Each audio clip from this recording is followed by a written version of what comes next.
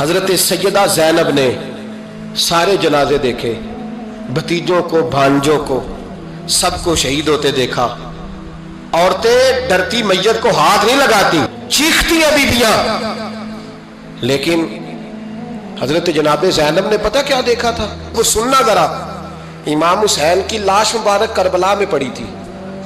اور امام حسین کا سر کاٹ کے نیزے پہ چڑھایا گیا تھا،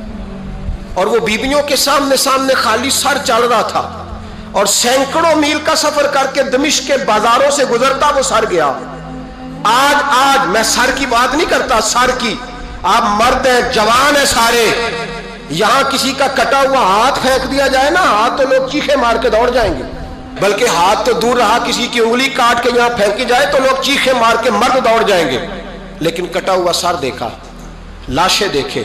یزید کا دربار آیا، بی بی صاحبہ کو نا ایسے عورتوں نے اپنے حالے میں لیا ہے، سیدہ زینب وہاں بیٹھ گئیں، تو جب بولا نا یزید دربار میں،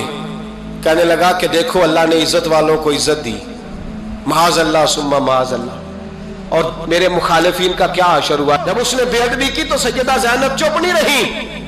بلکہ حضرت زینب بولی اور کھڑی ہوئی، اور آپ نے تلاوت کی قرآن مجید کی اور آیتیں پڑھی، کہنے لگی وَتُعِزُّ مَن تَشَاءُ وَتُذِلُّ مَن تَشَاءُ بِیَدِکَ الْخَیْرُ، اور آپ فرمانے لگی یزید تو کہتا ہے تیرے مخالفین پسپا ہو گئے، تجھے عزت ملی؟ آپ فرمانے لگے یہ تیرا دربار ہے نا، یہ تیرا سجا ہوا ہے نا، تیرا اس وقت ڈنڈا چلتا ہے نا۔ فرمانے لگی چند سال ٹھہر جا، تیرے اوپر لوگ لعنتیں برسائیں گے،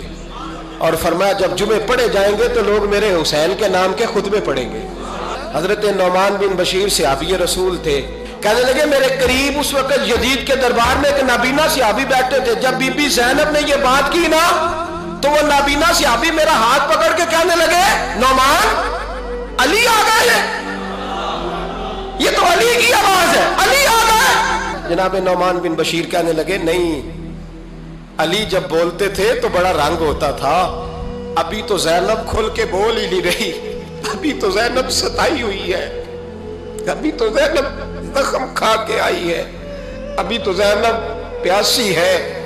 کاش زینب تر و تازہ ہوتی اور زینب خطبہ پڑھتی تو علی کی طرح گرجدار آواز نکلتی۔